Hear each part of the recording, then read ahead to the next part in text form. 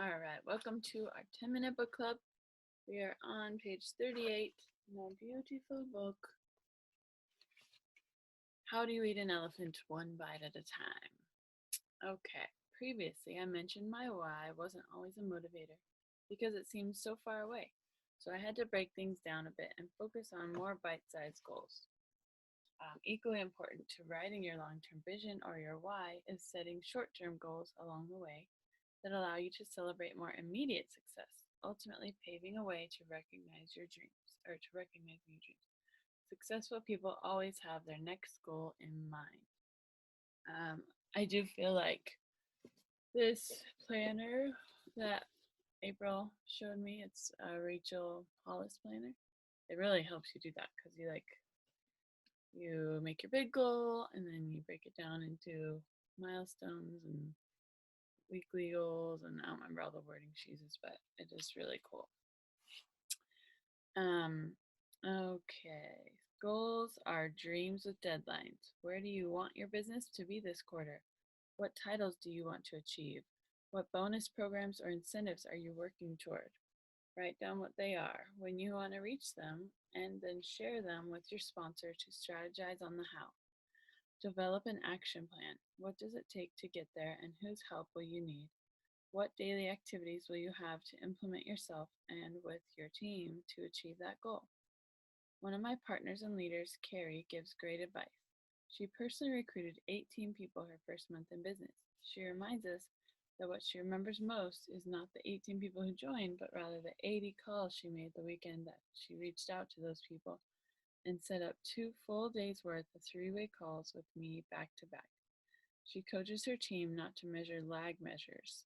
Example, I want 2 new consultants by the end of the month, but to measure lead measures instead, what you can control, your daily activity. Love that. Love that. Sometimes it's hard to remember because we want to make our regular goals, but also, like, you have to remember the back end is the activity, like, for the front end, really. We have to, like, do those numbers first.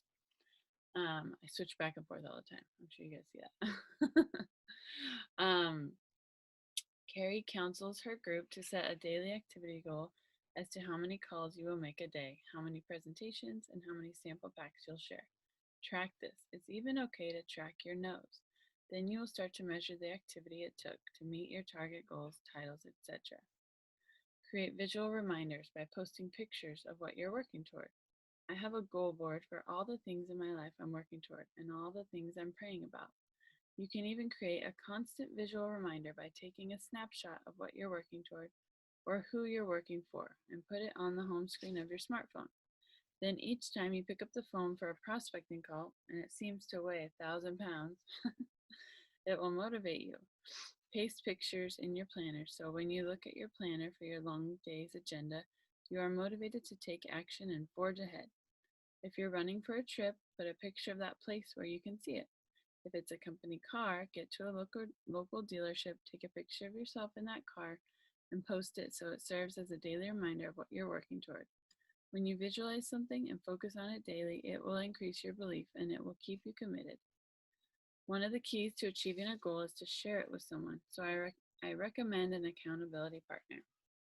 Choose your spouse, sponsor, or someone in your company who's committed to remaining positive, who's collaborative, and who's working towards something similar as you. Set a weekly talk time to inspire one another, share best practices, and celebrate successes. Social integration is powerful. Processing with positive people allows you to discuss and apply what you're learning. Get an accountability partner right away and start goal setting today.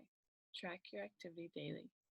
It's up to you to create the vision that inspires action, which ultimately leads to accomplishment for you and your team. While you're on your journey, play the part. You've heard the old saying, fake it till you make it. I want to encourage you to play the part of a successful entrepreneur. This includes setting up a professional voicemail on your phone, setting up professional profiles online, and creating professional email signatures that include a link to your website. We do it a little bit differently, right, guys? But it's okay. Get business cards right away. Order brochures or samples from your company to share. Dress the part. You never know when you'll meet your next power player or where. What do you want people to think of when What do you want people to think of you when they call your phone, receive an email reply, find you on Facebook, or meet you in person? If you want people to believe they can be successful in joining you in the business, you need to play the part. You are an empowered entrepreneur, so let's rock this. Oh, I love that. It's so true. I do feel like every morning I try to get ready so that I just feel more confident. Honestly, it's not about like I don't really care what people think of me when they see me, but it's like I know I feel more put together if I like look put together, you know? And so that's like a goal that I have. It's like just get ready every day. Um and honestly, I know our business, we focus more on relationship building and building trust. And I don't use that much brochures or business cards. Like I bought them all and I have them, but I tend to not use them very much. All right. Anyone else want to read? Starting chapter 4. I can. Okay. Thanks, Shannon. Okay, chapter 4. Ready to rock your network marketing business. One of the keys to building a strong, sustainable business is to develop a healthy, sized, happy customer base. Why is this so important? Our business is built by the volume that is created by sales to an end customer. Whether it is the distributors who are using the products monthly and getting great results, or happy customers who love their benefits. An army full of people on auto ship experiencing incredible results with your product translates into big business. There are 3 ways customer volume is created. Distributors who purchase the product and become their own best advertisement. It is highly encouraged that you become a customer of the product by shopping from your own store every month so you can develop your own passion and personal testimonial of the products. If you have a service-based company, use your services. This allows you to come from a place of credibility when promoting your service. Number 2, sampling. Always leave your prospect with samples when they attend an event or meeting with the business. This will get them instantly hooked on them and will either build their belief in the business or increase their love of the product so they join you on them even if they decide the business isn't for them. The business isn't for everyone, but the products can be. In fact, I plant the seed during the presentation. I hand samples saying, you're going to love our products. If for some reason you decide not to do the business, I'd love to have you as a customer. Remember, I want to gain consultant or distributor, a customer or connect or a referral source after every meeting. Volume is volume. I want them to join me on the products or the business, either way. If you have a service, is there any way for them to preview it or try it out? Customers influence your volume in a big way. Number 3, sorry. A majority of my 6-figure per month income comes from the customers who have joined our team. If people are not interested in your business, they can certainly benefit from the products or services your company provides. It's important to nurture this group and encourage them to stick with you as a customer as they account for a good portion of your team volume in the long run.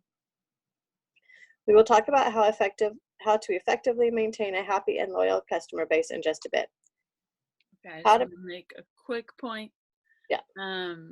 So most of the time, and this is what our people coach us on, right? And you guys know this, but for people watching, we usually always start people in the triplex. So we always enroll them as ambassadors to get the best price.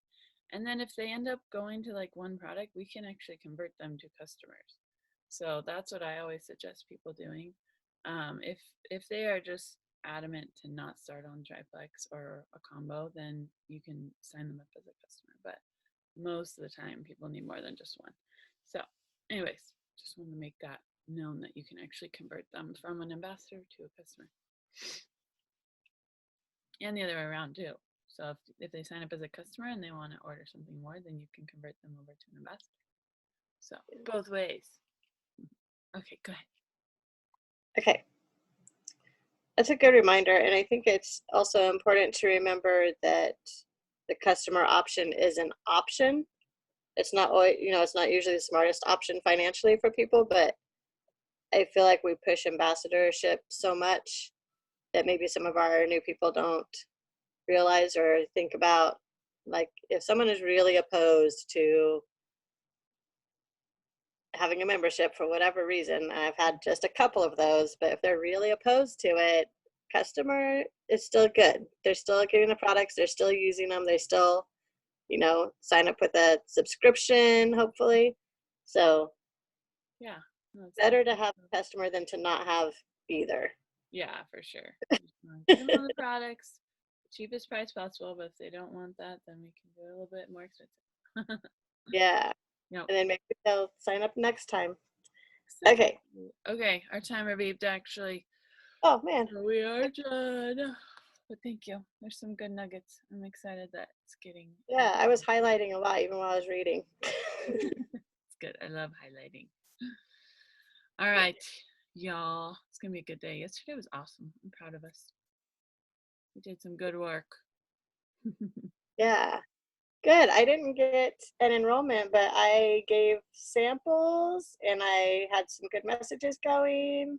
Yeah, you did a lot of good work, Shannon. I'm proud of you.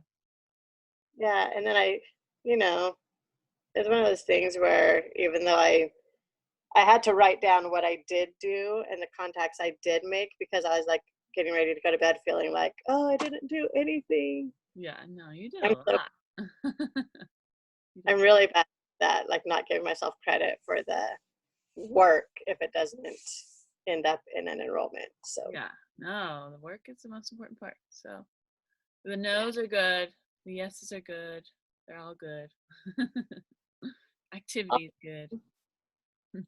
Okay. Oh, I was gonna ask. Here, hold on. I'm gonna stop the recording real quick so that people can. So thanks for your book club.